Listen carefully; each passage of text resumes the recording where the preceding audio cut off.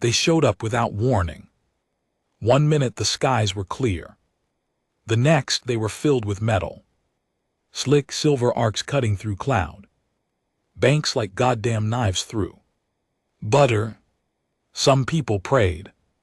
Others took selfies. Me. I lit a cigarette and stood on the roof of my workshop watching them lower. Their little floating ambassadors like. We were supposed to be impressed. The one that came to Earth Central Council looked like a cross between a jellyfish and a priest. Flowing robes, glowing tendrils. And that too smooth voice like it was trying not to scare us. It floated a few feet off the ground. Too proud to even touch our dirt. We come in peace, it said. We offer Earth protection. Protection, that word stuck with me like a bad aftertaste. I was sitting in the back of the room, behind military brass suits and overpaid diplomats. I wasn't even supposed to be there.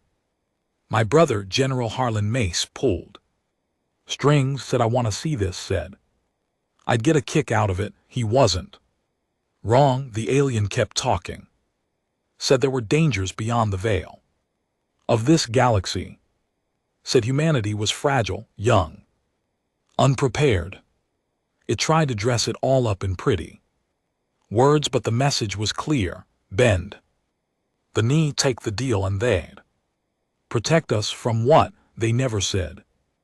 Harlan leaned over and muttered, they're pissing on our boots and calling it Holy Watcher. I grunted. They're used to scared races. We're not built like that. Then the ambassador said something that turned the whole room cold.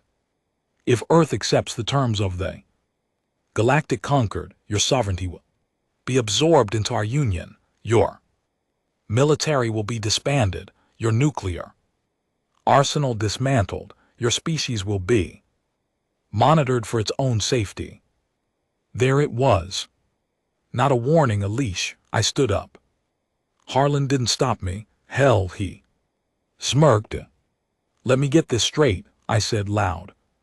Enough that every smug politician turned around. You show up uninvited, point your ships at our planet, and offer us protection from some invisible threat we've never heard of in exchange for total surrender. The alien looked at me confused. It is not surrender, it is integration for survival. We have saved thousands of civilizations. I walked forward slow, each bootstep echoing through that marble hall.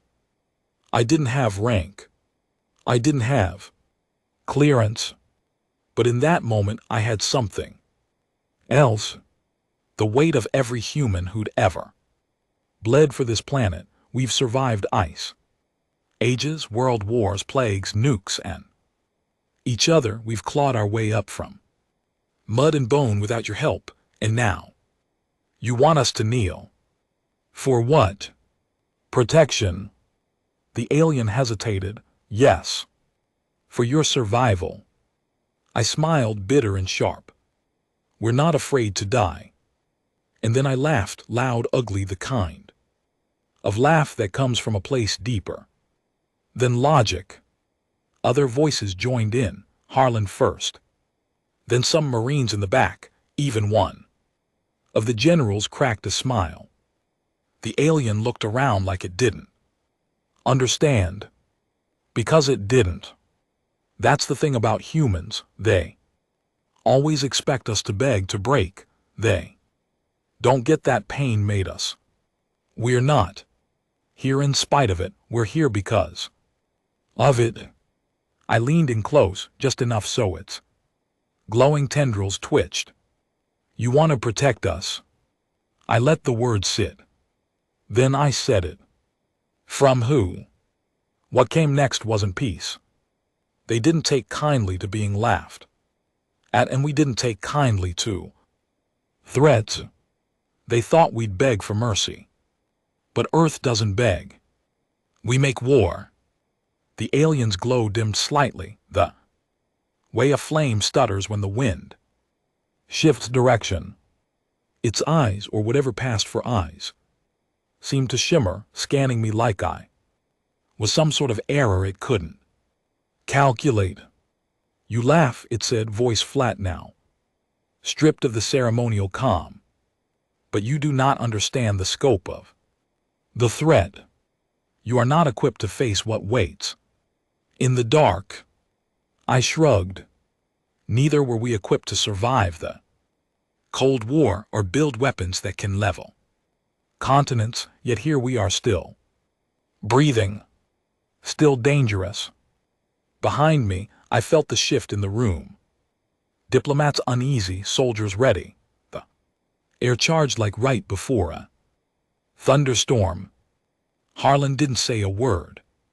He didn't need to. His face said it all.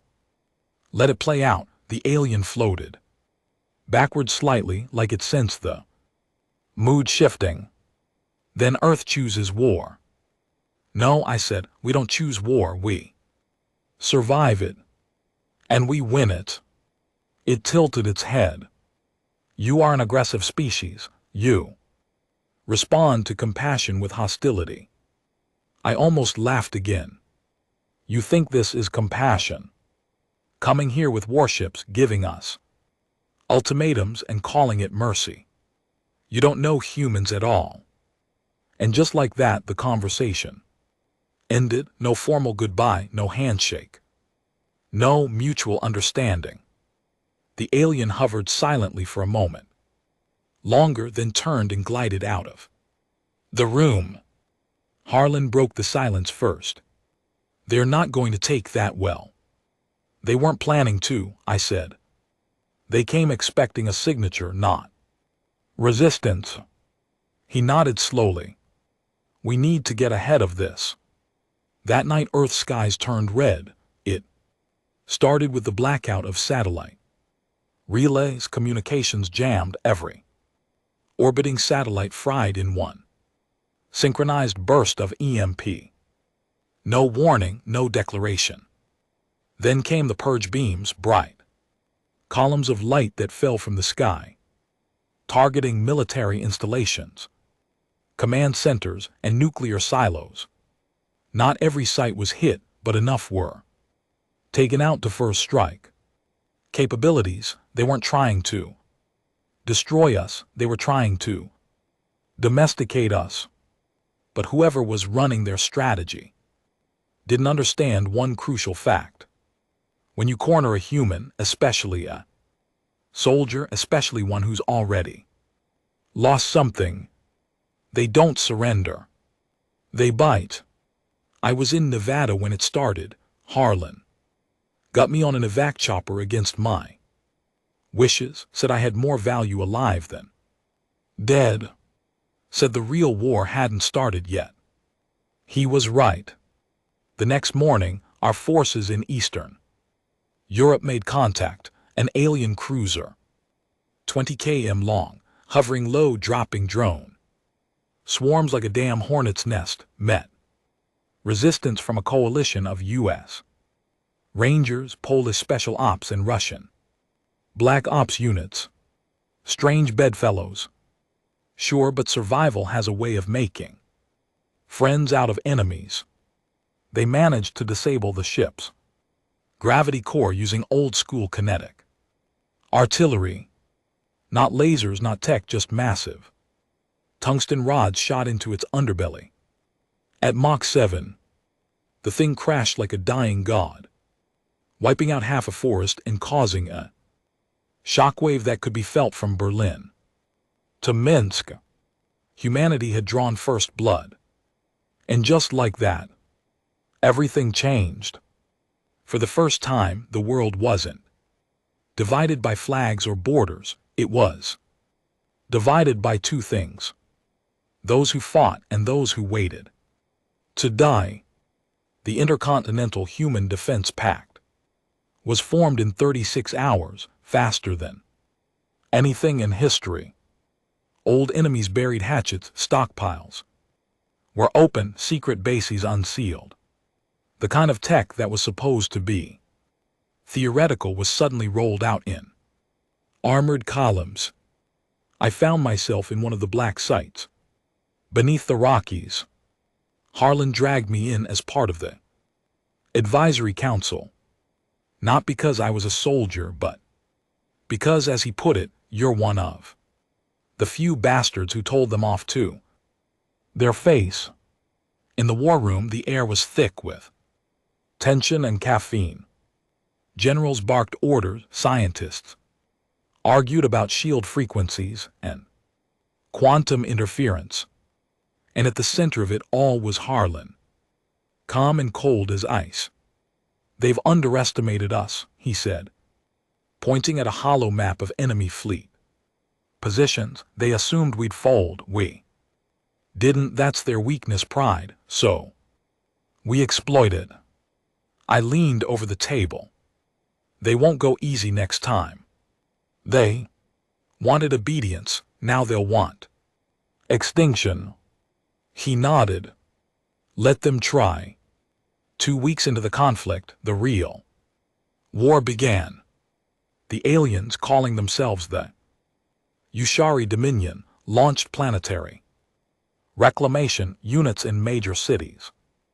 Not bombs, not troops, machines designed to neutralize and repurpose anything they touched, metal, concrete, even biomass.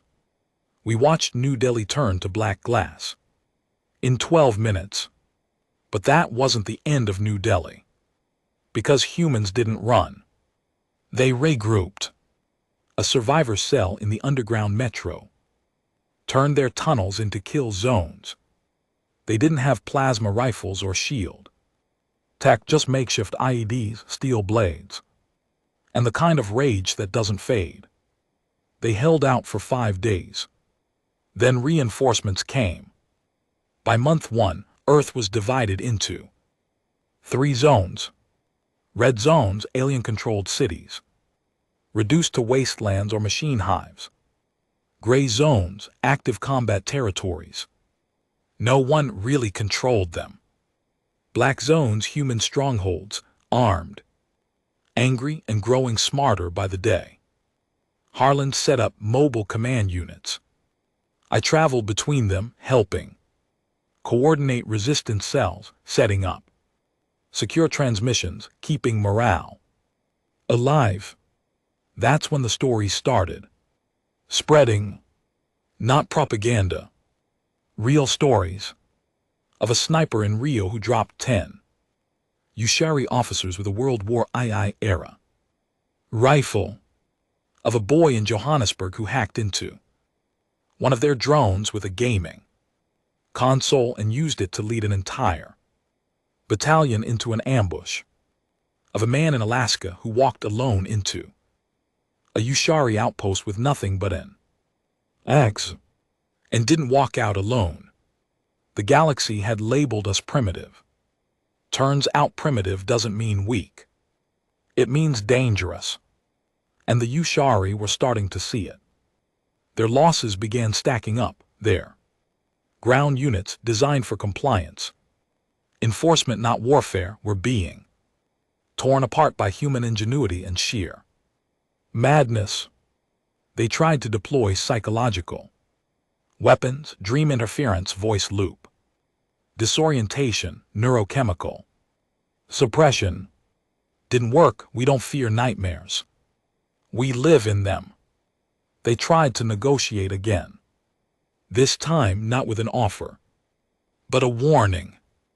I was there in an underground comms bunker outside of Prague when the message came through. The Ushari emissary, no longer glowing and graceful, just tired. "You're the only species to resist this.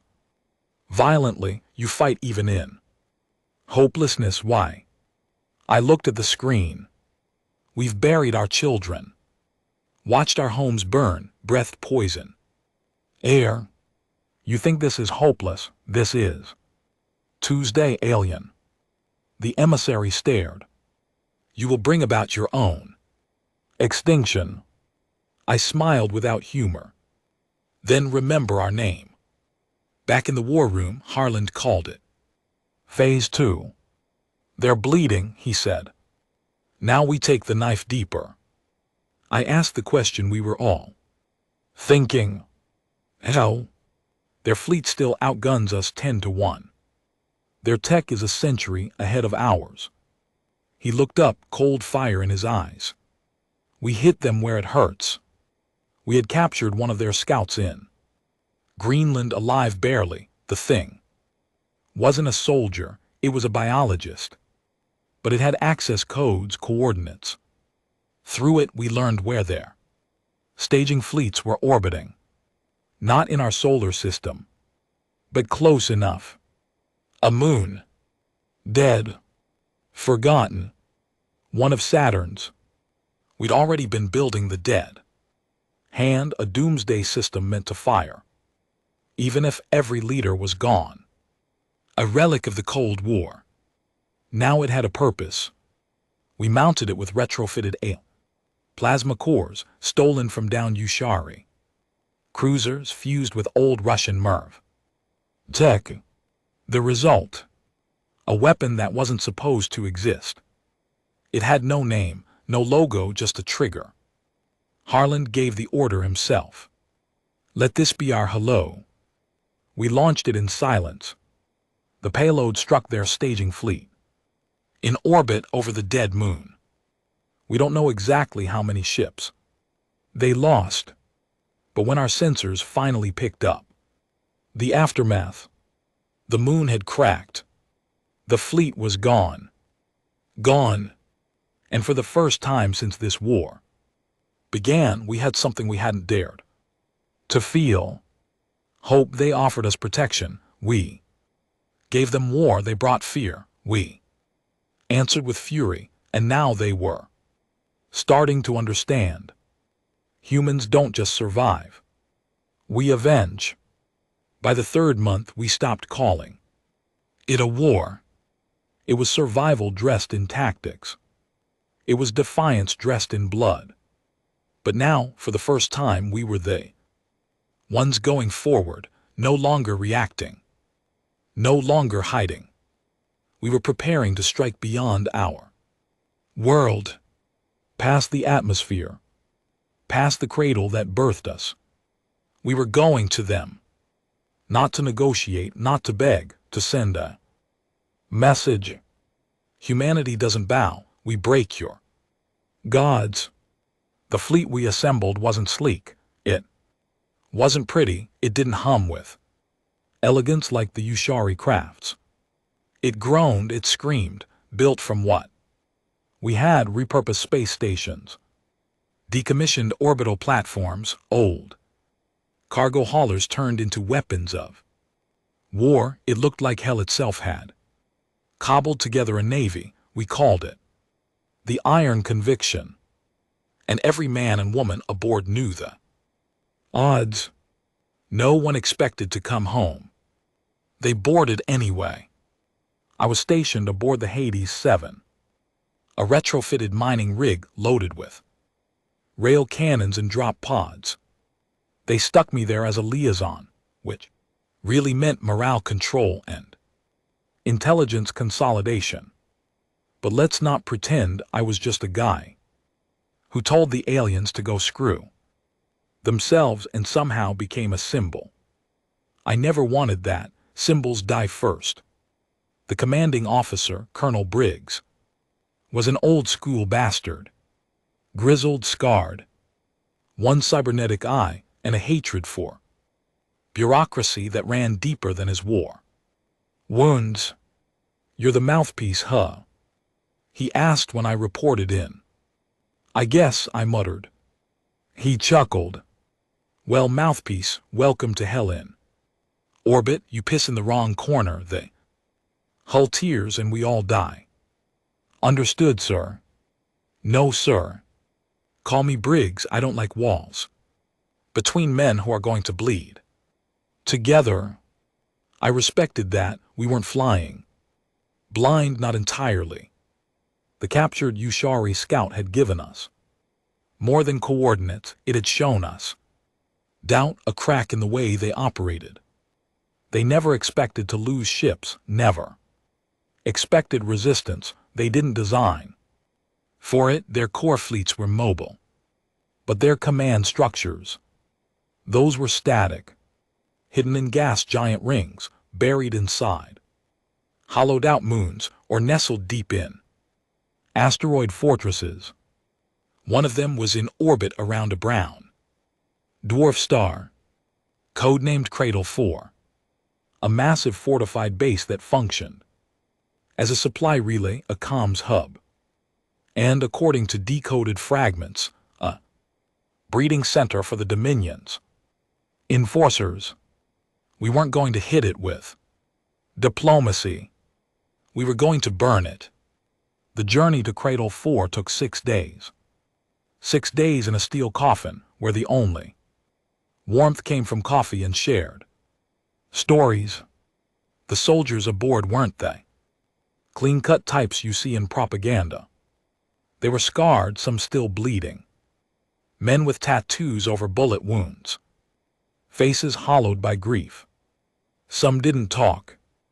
Others never shut up. But every one of them had the same look in their eyes. We're bringing hell with us. One of them, name was Dawson, sat beside me in the mess during rotation. Big guy. Knuckles like steel bolts. You believe in redemption? He asked out of nowhere. I looked up. No. He grinned, a chipped tooth glinting in the low light. Good. Me neither, I just want to make them pay. When we dropped out of FTL near Cradle 4, silence fell across the ship. There it was, floating in the shadow of a dying star. A ringed station stretching thousands of meters wide, like a serpent coiled orbit. Pulsing lights docked ships there. Banners shimmering in the void. They had no idea we were there. We'd approached using a stolen signal relay, a dead Dominion craft we'd filled with explosive waste and launched ahead of us as a decoy. They scanned it, ignored it. By the time they noticed something was off, we were already moving in. Briggs stood over the comm panel, barking orders. Launch all forward drones, prep rail. Guns, activate scrambler shields, I want. That sky lit up before they get a comm out. And then came the drop pods. I'd never felt anything like it. You don't fall in space. Not really.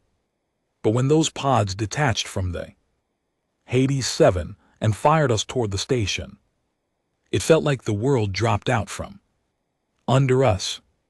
No noise, just vibration. Like the pod was shaking apart. Then, boom, contact. We slammed into the outer hull of Cradle 4 like a bullet. Charges blew, the door opened, and we were in. Though the Yashari didn't use corridors the way we do. Their halls were curved, organic, almost like walking through the inside of a rib cage. Glowing walls, slime trails. Too quiet. Dawson was the first to fire. He saw one of them, a tall, pale enforcer with 4 arms and a plasma blade, and didn't hesitate. The bullet ripped through its chest. Black ichor sprayed the walls. They weren't invincible, just armored. And humans know how to break armor. We advanced through their structure, taking room after room. Screams echoed. Their defense systems activated late. Reactive turrets, gas vents, psychic shockwaves. But they underestimated one thing. We don't care what weapons you have if we already plan to die. Our teams reached the core chamber. Within 2 hours, inside, suspended in fluid, were hundreds of Yashari hybrids. Unfinished enforcers being grown like crops, a breeding center. You want to break a species, burn their future. Briggs gave the order. No hesitation. Set the charges. We sterilize this place. Nothing gets out, nothing comes back. We rigged the chamber with thermal explosives. Dawson looked at the glass tanks and muttered, "Hope you feel pain, you alien bastards." I stood there, staring at the creatures. Inside, one of them opened its eyes. Not a soldier. Not yet. Just something that could have been innocent. But we'd learned the truth too late. Mercy was a myth. As we were falling back to the extraction corridor, the alarms went berserk. Not Dominion alarms, ours. Enemy fleet dropping out of FTL. Someone yelled over comms. 6 cruisers, 1 dreadnought. The station shook. Lights flickered. They had called for backup. And now hell was coming. Briggs shouted into the mic. "All units fall back to outer ring. We hold the line until the core detonates. You die here, you die fighting." I'd never seen combat like that. Hundreds of us against thousands of them. Plasma lit the air. Walls melted. The smell of burning flesh and steel filled our lungs. Men screamed, some never stopped screaming. But no one ran. We held that ring like demons out of a legend. At one point I saw Dawson go down, chest torn open, still swinging a broken rifle. Like a club, they swarmed him and still he roared. That's what it means to be human, not to survive, to fight until the last ounce of rage is spent. Briggs was wounded. Bad. He gave me the detonator. "You started this, Mace, you finish it." I looked around the battlefield. Are dead. They're dead. Then I pressed the button. Cradle 4 exploded in a lightless bloom. Silent in space, but louder than anything inside us. The shockwave caught 2 enemy cruisers, tearing them apart. The rest retreated. They didn't stay to recover the bodies. They didn't try to retaliate immediately. Because for the first time since this all started, they were afraid. We limped back to Earth weeks later. Half the fleet gone. But so were they. We'd struck into the belly of the beast and lived. News of the Cradle 4 detonation spread faster than any transmission. Humanity wasn't just resisting, we were hunting. The Yashari haven't contacted us since. No more offers, no more demands, no more warnings. They're regrouping, so are we. And every day, new volunteers join the fight. Not for peace, not for glory, but for vengeance. Because now the galaxy knows the truth. You don't offer Earth protection. You pray Earth never comes looking for you. 6 months into the war, Earth was no longer just surviving. We were adapting, evolving. Our scars became blueprints. The Yashari thought they had time. Thought we were too primitive to understand their technology, let alone use it. They underestimated the very thing that made us human. The need to understand what tries to kill us. Our scientists didn't sleep. Neither did our soldiers. And while the Dominion pulled back to regroup, we prepared something they'd never seen before. Operation Homefair. Not a fleet, not a strike, a virus. Not biological. That would have been too kind. The Yashari weren't carbon-based, and their genetic structure was more fluid than solid, built to resist the traditional tools of biowarfare. No, we made something worse. We made a mimetic virus, an idea that couldn't be stopped once heard, a thought that broke cohesion. Doubt weaponized, psychological warfare. At a molecular level, delivered not Through code, not through air or skin, but through understanding. We called it the Fire Sermon. It started as a whisper, hidden inside. Intercepted Dominion communications. A modified string of their own syntax. Blended with human logic, rewritten by neural mapping AI to be infectious. Once transmitted, it hijacked the Yashari's group think relay system.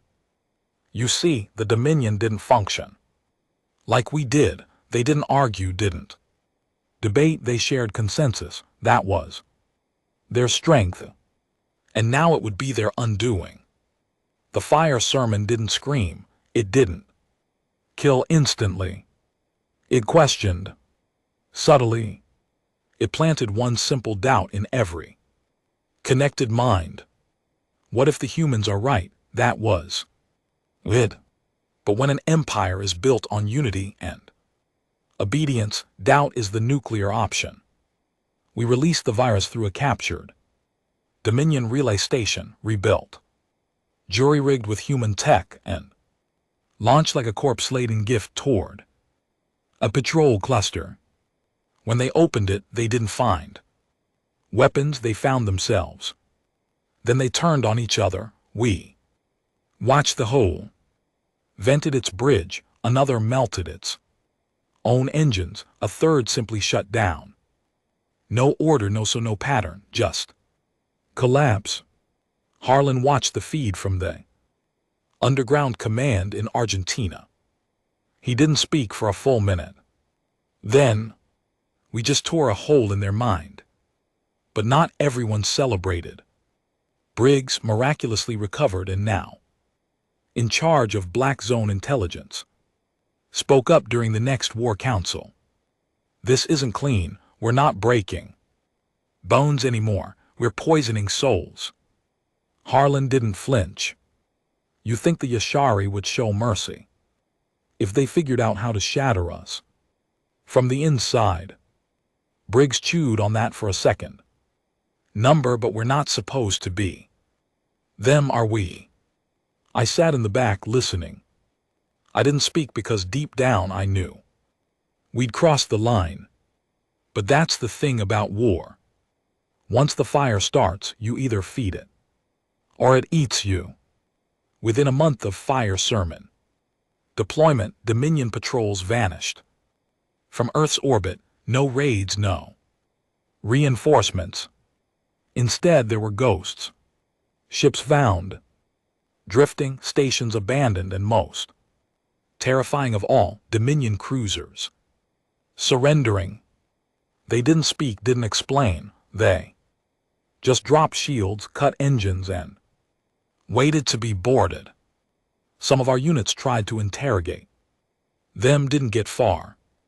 The Yashari aboard simply sat, unmoving. Their eyes, if you could call them that, dim. They weren't dead. They were lost. And yet, we didn't win, not yet. Because deep in the void, the Dominion had a last weapon, one they hadn't unleashed until now. It came without warning, a new kind of ship, blacker than space itself. No energy signature, no visible weapons. It arrived in orbit over Mars and just hovered. We scrambled every available unit. Satellites tracked it, stealth drones approached, but it didn't react. Then on the third day it spoke, not in their voice, not in human language. It used our thoughts. Everyone everywhere heard it in their minds, not a voice, a presence. You have infected unity with chaos. You are a virus of will, therefore you must be erased. And just like that, the ship fired. Not a beam, not a missile. It screamed, a soundless pressure rippled through the atmosphere of Mars, flattening everything. Dome shattered, sand melted, defense grids collapsed without a single explosion. Harlan watched from orbital command. That's not a weapon. It's a purge, I muttered. And the name stuck. We called it the Purger, it didn't just destroy it. Erased, it removed memory from machines. Wiped minds, even our AI systems went dark when it came close. So we adapted. The Purger was terrifying. But it had a limitation. It only worked on connected systems. And we went analog. Every unit going forward was stripped of smart tech, no AI, no smart targeting. No live links, just hardwired comms. Ballistic weapons, mechanical timers. We went backward to survive the future. It worked. Barely. In Antarctica, a ground team using vintage artillery managed to wound a Purger satellite drone. Not destroy, just damage. But even that was enough to send shockwaves through the Ashari command. They pulled back again. The second wave never came. And that's when we realized something vital. They were afraid of us. Not because of our weapons. Not because of our numbers. But because we refused to die the way they expected. Harlan called it in a closed meeting. We're not fighting a species, we're fighting a belief system, one that demands obedience, that treats doubt as disease. He tapped the table hard. We are the disease. Briggs smirked, hell of a compliment. But I saw it in Harlan's eyes, the exhaustion, the weight of all we'd lost. We had shattered their fleets, torn apart their unity, and infected their minds. But at what cost? Cities burned, skies poisoned, entire generations growing up underground. We hadn't won peace, we'd won time. And now we had to decide what came next. Back in Colorado, I visited one of the early Black Zone archives. There among recovered Ashari data fragments was a term, silence doctrine. I translated what I could. It was their last protocol. If a species became too volatile, too unpredictable, they didn't conquer, they sterilized. Not with bombs, with silence wiping out history, erasing existence, turning planets into clean slates. They didn't do it out of rage, they did it out of fear and earth. We were next. But this time, we wouldn't wait for the knife to fall. Operation Homefear had done its job. Now came Operation Glass Hammer, our counter-strike, not covert, not surgical. Loud, brutal, and final. We had captured enough Dominion tech to build a single warp lane to one of their outer worlds, not a core planet, but close. A system called Thulin 9, a staging world, civilian, minimal defenses. Harlan gave the go-ahead. We don't bomb it, we land. Briggs raised an eyebrow. To send a message. No, Harlan said, to give them a choice. I nodded. Join us or watch everything burn. We weren't diplomats, we were giving them one chance to defect or disappear. The iron conviction launched again. This time not just with weapons, but with witnesses, recovered Dominion. Defectors, ones who broke free of the hive think, ones the fire sermon had saved. We dropped onto Thulin 9 like ghosts, wrapped in flame. No resistance, no defense, just silence. Until finally a response. A Ashari elder emerged. No armor, no threat, just words. You have shattered us, Harlan stepped forward. Number one, we woke you up. Back on Earth, the skies are clearer. Now, the stars aren't just lights. They're roads. We haven't won. But we haven't lost. And for the first time in recorded galactic history, humanity has a seat at the table. Not as allies, not as children. As a force to be feared. Because we don't bend, we don't break. We burn. And if they come again, we won't ask from who. We'll ask which one of you wants to die first. We didn't celebrate, not really. After Thule 9 bent the knee without blood, there were no parades, no flags, no speeches, just silence. Because something felt off. Victory, if that's what it was, had come. Too quiet. Too clean. And the men who'd been fighting since the first drop of alien ash on Earth knew better than to trust a quiet battlefield. They say peace is the absence of conflict. But on Earth, it just meant waiting for the next war. I walked through the ruins of old Chicago 2 weeks after the last Dominion ship disappeared from Earth's orbit. Ash still coated the skyline. Towers broken in half like snapped bones, entire districts buried under collapsed concrete, rats, scavengers, kids with rifles taller than they were. A place that used to hum with life now whispered like a graveyard. There were posters on the cracked walls, torn, faded, but you could still read them. We are still here. A kid passed me, 10, maybe 11, dressed in patchwork armor made from old car parts, one eye swollen shut, carrying a pistol with no safety. He looked up at me. Didn't speak, just kept walking. That was our next generation, not dreamers, not poets, war-born. In the black zone shelters, life crawled back slowly. Water filters still failed. Power rationed, food grown in vertical bags under synthetic light. The air always tasted like metal and sweat. But people were rebuilding. Not out of hope, out of stubbornness. They raised scrap buildings, welded together new homes from the wreckage of tanks and alien hulls planted in bomb craters, raised families behind blast-proof shutters. And every one of them had the same expression. Not joy, not relief. Just exhaustion. The kind that doesn't sleep, the kind that doesn't stop until the body gives out. Harlan and I met again in the remains of the Colorado bunker.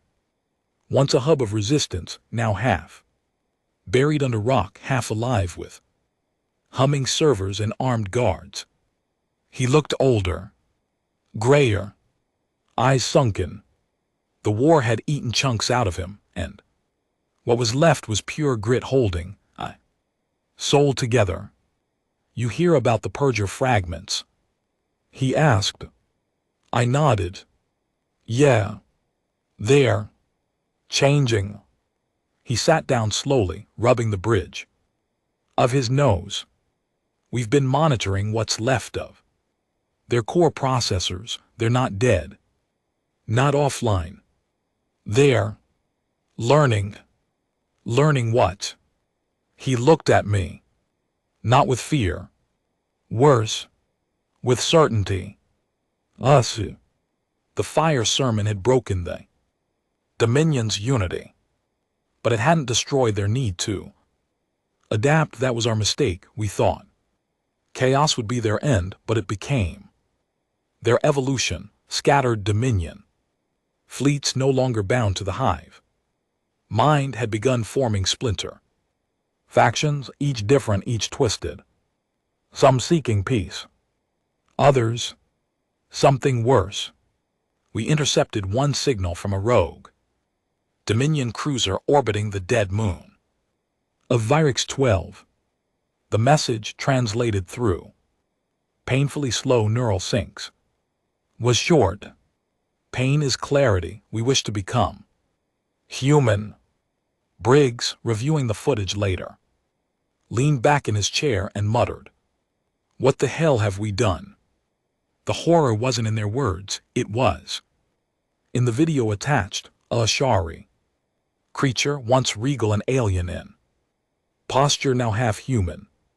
Skin stretched, bones restructured, the mouth wrong too wide, eyes blinking out. Of sync, it spoke with a voice torn. Between dialects, between sanity and madness. We want your strength, we want your hate. Then it tore out its own throat. End of message. In the following weeks, rogue Dominion units began appearing near outpost zones. Some fled, some begged, and some attacked with weapons they never used before, biomorphic systems built from both Dominion tech and human anatomy. Some were using our DNA, some were using our voices, and others are dead. On the outskirts of Zone 14, formerly Berlin, a squad reported a Dominion hybrid walking into camp, wearing a stitched-together human face. No weapons, no words, just a soft humming of an old Earth lullaby. We still don't know how they got the recording, but everyone who heard it that night couldn't sleep after. The soldier who shot it claimed the creature smiled before falling. Harlan convened an emergency summit. Leaders from black zones across the globe were brought in, some in person, others by hardline only. His message was clear. We broke the hive, but we didn't kill the queen. Briggs leaned forward, half his face hidden in shadow. You're saying there's still something out there running the show? Harlan tapped a finger on the table. Slowly. Not running, watching, waiting. We've seen fragments of code in Persia. Systems we can't translate, a logic loop that keeps adapting to us. I frowned. You think it's building something? I think it is something, Harlan said. And it's not done with us. They called it the root mind. A Dominion construct older than any HFY individual. A neural archive system that had overseen the rise of the Dominion across galaxies. We didn't know where it was, didn't even know what it looked like. But we knew it existed, and that it had watched everything. It had seen the fire sermon, it had seen us destroy Cradle 4, it had seen what we became. And now it was moving. 3 black zone satellites picked up movement from deep interstellar space. Something was coming.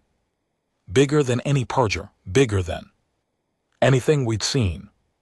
Too far to intercept, too fast to stop. Just coming.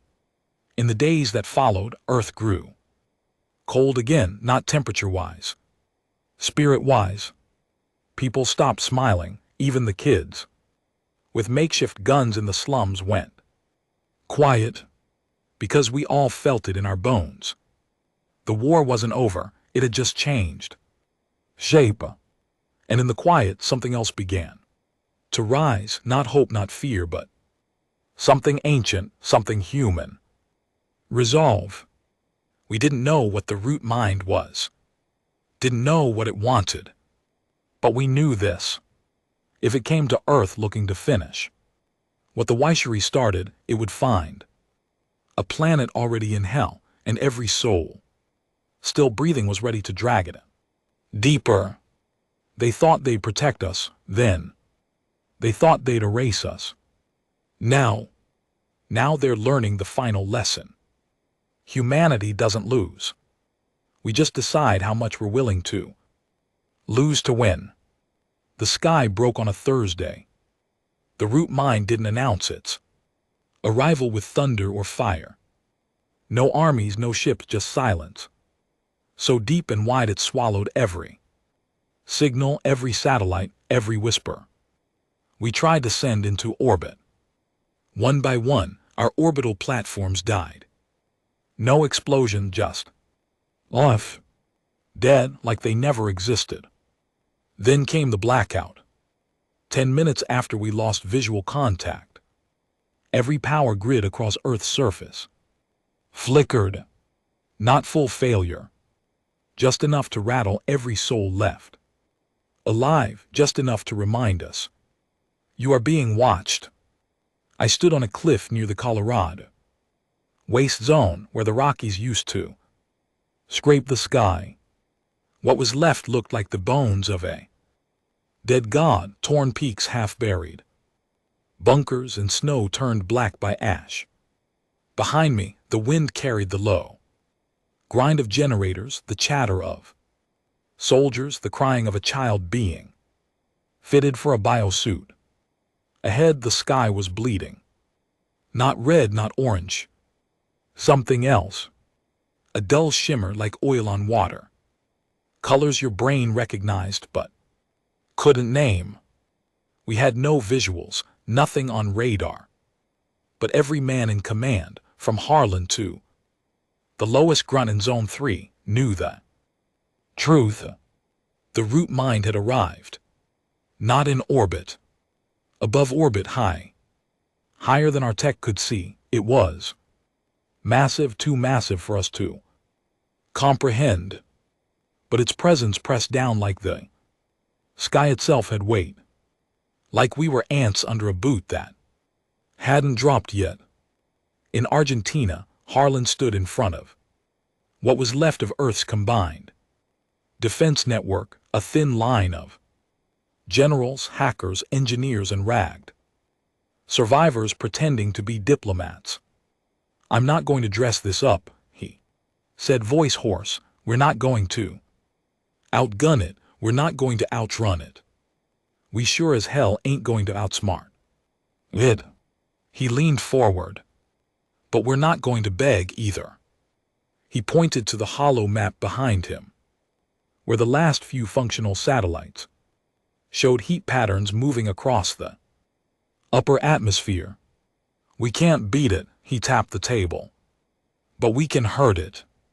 That was the birth of Protocol HFY. Our final defense, not a weapon. A sacrifice. See, in the ruins of Siberia, we had buried something after Cradle 4, a prototype built by the rogue physicist Vanko Dressner. Forbidden thing, a singularity core. Wrapped in dark matter chains, unstable. Illegal, designed to tear space-time. It was nicknamed the Needle, because once fired it didn't explode. It punched straight up into orbit right through anything in its way. The needle wasn't accurate, it couldn't be aimed, you had to lure the target above it. So we built the bait. Thousands of thermonuclear pulses, static sound arrays, radiation beacons, tuned to mimic the fire sermons pattern, all launched from Earth's surface like a flare from a dying animal begging for attention. It worked. Because just like us, the root mind couldn't ignore the thing that hurt it most. It began to descend. I was stationed at Relay Point 7, not far from the needle silo, a bunker buried 5 miles under bedrock, staffed with technicians, engineers, and a handful of soldiers with eyes too tired to blink. We watched as the sky turned darker by the hour. No clouds. Just wait. One of the techs, a girl no older than 20, whispered, "It's blotting out the sun." She wasn't wrong. By the time the root mind's edges breached our upper atmosphere, daylight vanished across half the globe. Its presence was so vast, its shadow covered entire continents. Birds fell from the sky mid-flight. Children in the shelters cried without knowing why. Oceans pulled in on themselves, tides breaking patterns that had existed for millennia. And all the while no attack, just pressure, as if it was watching, waiting, measuring. Harlan gave the order 2 hours after first contact. Begin Protocol HFY. We watched as the radiation beacons lit up across Eurasia. We saw the sky pulse, we saw the root mind shift, and for the first time, it moved. Vast. Too fast, a blur of stars and black matter descending like a divine blade. It swallowed orbiting debris, shattered the moon's far side, and coiled above the Siberian wasteland like a storm god. And then it opened. No weapons, just a single beam of compressed light, fired not at the earth but through it. We watched the crust tear open over Ukraine. We watched the cities fold in on themselves. It wasn't trying to kill us, it was trying to remove the infection, burn the idea of us from the ground up. The needle fired 5 minutes later. No countdown, no sound, just a white spike, pure gravitational force launched through miles of bedrock, and ash screaming into the sky with such violence it cracked the air. It struck the root mind dead center. For half a second the world stood still. Then it screamed. The root mind didn't die, but it felt. Its hull, if you could call it that, rippled, fractured, poured black liquid fire into the clouds. It didn't bleed. Like us, it bled time-space concepts. The pressure vanished, the sky cleared. And then it disappeared. Not fled, not destroyed, just gone. What came next wasn't victory. It was silence again. But different this time, not the silence of waiting, the silence of aftermath, of knowing what you did can't be undone. The Siberian region was glass. The atmosphere damaged, ripped in ways we didn't understand. Radiation storms circled the equator for weeks. We lost 2 zones to psychotic breaks. People hearing voices, seeing things that didn't exist. Or maybe they did. We don't know. Because the needle didn't just break the root mind's focus, it broke something else too. Something beneath us. There were tremors, not seismic, not natural, but felt in the mind. Across cities, survivors began painting symbols on walls, symbols they'd never seen before. The same ones found in Dominion archives. Circles, spirals, eyes with no pupils. We think the root mind left something behind, a seed, an echo, a final thought, waiting, watching, maybe for revenge, maybe to rebuild. We don't know, and the truth, we're too tired to find out. Harlan disappeared a week after Ashfall. No note, no trace. Some say he went underground to prepare for the next war. Others think the root mind took him, pulled him into whatever dimension it occupies now. Briggs took command, his first order. No statues, no graves, we ain't done yet. As for me, I still walk the ruins, still speak to survivors, write what's left of the truth. Because someone has to remember, not the battles, not the weapons, but the choice that when we were offered protection, we laughed, and when they came to erase us, we bit back hard enough to bleed gods. We don't know what's coming next, but we know what we are now. We're not just survivors.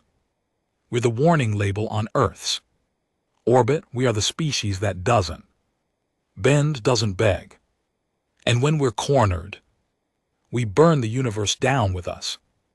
3 years after the needle fired, Earth still spun, but it wasn't the same planet.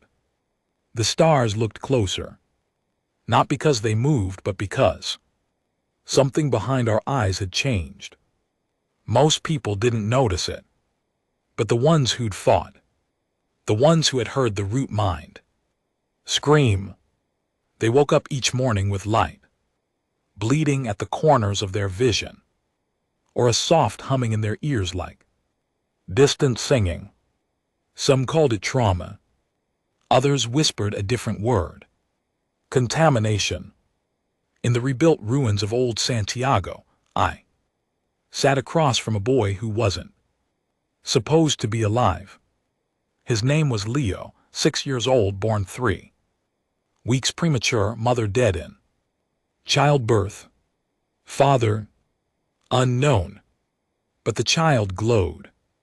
Not literally, not in some movie special effects kind of way, he just felt wrong, like he existed a second ahead of everyone else. He finished sentences before people said them. He stared at you like he was remembering a dream you hadn't dreamed yet. And when I asked him what he wanted to be when he grew up, he didn't say soldier or leader or hero. He said, I won't need to grow. I already remember what comes next. They started popping up in isolated pockets, not just children, adults too. Survivors who had been nearest the needle's activation. People who had stood beneath the root mind's shadow and somehow didn't die. People who had heard the fire sermon not through comms, but in their minds.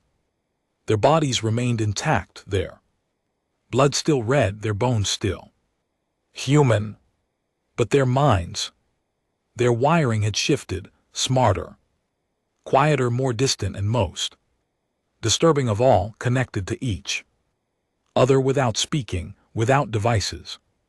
They just knew. Briggs was the first to call it publicly cognitive drift. The war didn't end, he said in a private address to global leaders. It just burrowed in, it rewrote us. Maybe not all of us, but enough. He was scared. I could tell. And if Briggs was scared, the rest of us damn well should be too. We tried isolating the drifted. Didn't work. They weren't violent. They didn't resist. They just left, walked into the wastes, into the red zones, into collapsed cities no longer mapped. And every few months they'd return. Not alone. They came back in groups, always more of them, always more synchronized. They didn't preach, they didn't threaten. They just observed. And when asked what they were doing, the answer was always the same. Waiting. The first incident happened in Quebec. A recovery unit stumbled across a drifted gathering, a group of nearly 40, standing silently around a crater filled with black fluid. It wasn't Dominion tech. Wasn't human either. It pulsed. When the soldiers tried to remove it, the drifted didn't resist. They watched. And as soon as the team touched it, their commanding officer dropped to his knees and began screaming. Not in pain, in languages. 12 of them. None of which he ever knew. The incident was buried. Briggs ordered all future contact with drifted clusters to be non-invasive. But whispers leaked of the new silence, of something beneath the earth stirring. Old Dominion data shards spoke of a root seed planted by the root mind in the event of its destruction. A last contingency, a final evolution. We always thought the war would be a fight, ships, guns, screaming, but this was infection without disease. Control without force. The drifted weren't turning Earth into a battlefield, they were turning it into a womb. I met Leo again in year 4. He hadn't aged a day. That's not poetic exaggeration. He literally hadn't aged. His hair the same, skin flawless, voice unchanged. I asked him where he'd been. He smiled. Not cruel, not arrogant, just calm. Inside, he said. Inside what? I asked. The mind's dream. I tried pressing him, tried asking what the root mind wanted, why it hadn't returned, what this slow takeover really meant. He reached across the table, touched my hand, and then I saw it. For 1 second. Maybe less. I saw everything. A glimpse into something endless. Vast corridors of thought, galaxies. Blooming like neurons, language that looked like light, and at the center, humanity, not enslaved, not destroyed. Integrated, rewritten, not with chains, but with choice. I woke up 3 days later with dried blood in my ears. No one could explain it. They ran tests, said I was fine. But ever since then, I haven't slept through the night, and I haven't been able to lie. It's like whatever touched me peeled back something made pretending impossible. Briggs visited me not long after. He looked tired, sick, eyes yellowed, skin dry. He sat without a word. Finally, he said, "They want us to join them." I nodded. He spat on the ground. "I'd rather burn," I believed him. But we both knew it wouldn't be fire. This time, not like the last war.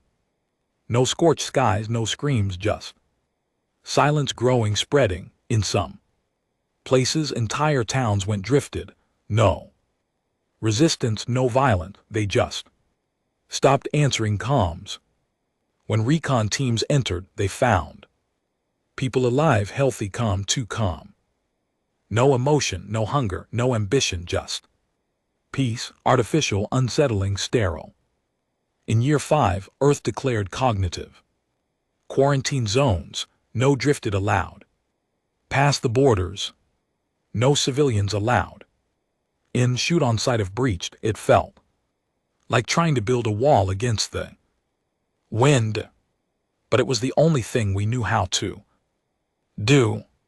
I asked Leo one final time, what would happen if the drifted took over?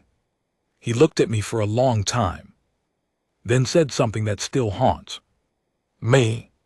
"We won't take over." He looked up at the sky. "We're just what comes after. The war is over, but the species that won it might not be human anymore." By year 6, the world was quiet again. Not because peace had returned, but because the noise had been absorbed. The drifted outnumbered the rest of us. It didn't happen in a battle. There were no airstrikes, no coups, no blood in the streets. It was more like fog creeping over a valley. People gave up their names, stopped asking questions. They just joined. The last human stronghold wasn't a fortress, it was a memory farm in northern Greenland, an old data bunker from the Cold War, repurposed as a cultural vault after the Dominion War. Inside its servers were the last unaltered archives of who we used to be. Books, recordings, article journals. Tears etched into digital letters from fathers to daughters before the first bomb fell. Laughter caught on camera before Earth learned how to hate the stars. It was the final sanctuary for the soul of our species. And they came for it, not with weapons, but with kindness. A drifted emissary arrived on the 5th day of what we now called the quiet siege. A woman, late 20s, dressed simply, no scars, no glow, just ordinary. Except for the way she spoke. Like every word was chosen by 1,000 minds. "You're scared," she said.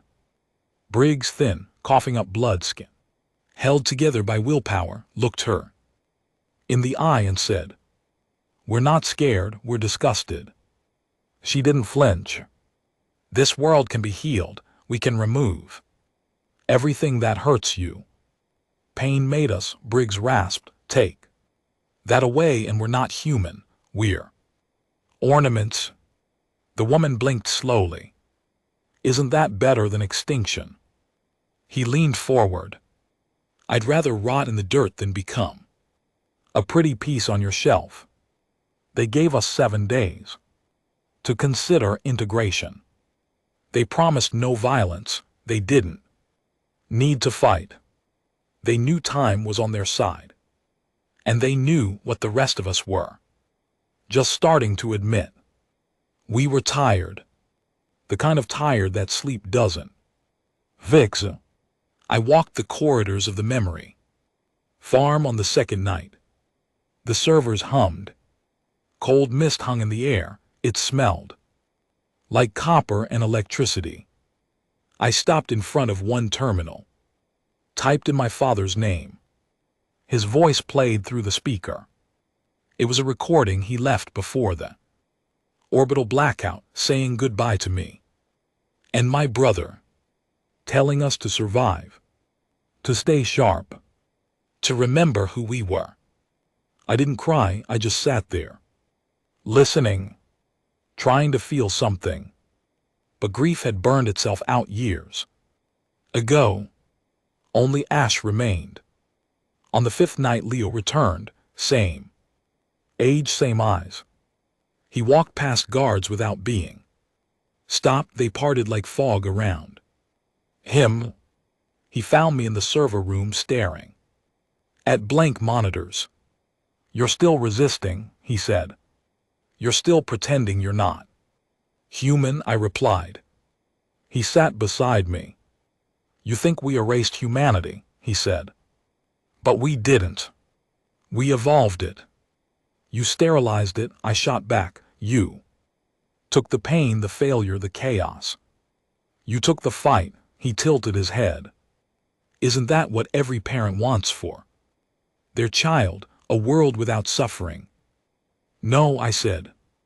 A real parent teaches their kid how to survive it. He was quiet for a long time. Then, you're scared of being forgotten. I looked at him. No, I said, I'm scared you'll remember us wrong. On the sixth day, Briggs collapsed. He died in the med bay, surrounded by the last soldiers who remembered his real name.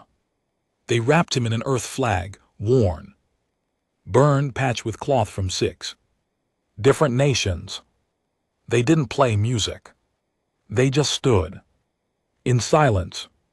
He wouldn't have wanted tears, only defiance.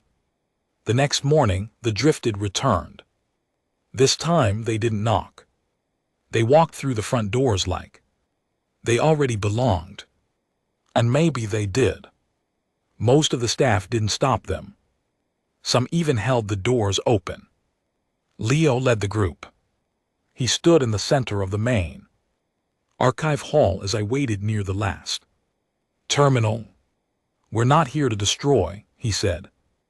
We're here to carry it forward. I stepped aside. Let him see the old server. This is the last memory untouched by the war. The last piece of earth before the root mind came. He nodded. It belongs to you now, I said. He reached for the data core. I drew my pistol. His hand stopped midair. Everyone in the room froze. I didn't aim at him, I aimed at the core. One shot, a single high-caliber round, right into the drive. It hissed, smoked, and died. You destroyed it, Leo whispered, not angry, not sad, just confused. I nodded. It was never meant for you. He didn't argue, he just looked around at the others, and then to my surprise, he smiled. Not a triumphant smile. A sad one. I hoped you'd do that, he said. He walked out with the drifted, didn't say goodbye, didn't threaten.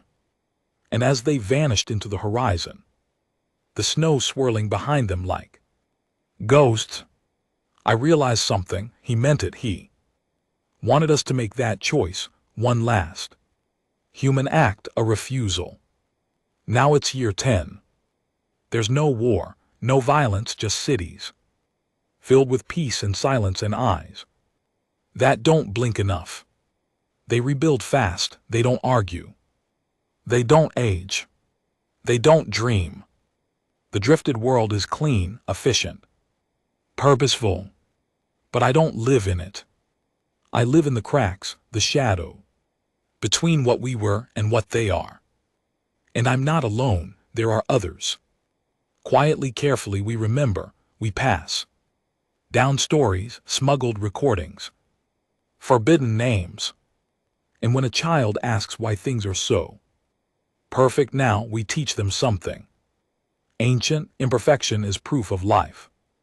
Someday they'll find us, someday the last truly human breath will be taken. But even then, we won, not because we survived, but because we told the universe, we are not yours, we were offered protection, we chose resistance, we were given peace, we chose the fight. And when the gods of the stars came to erase us, we made them remember us forever.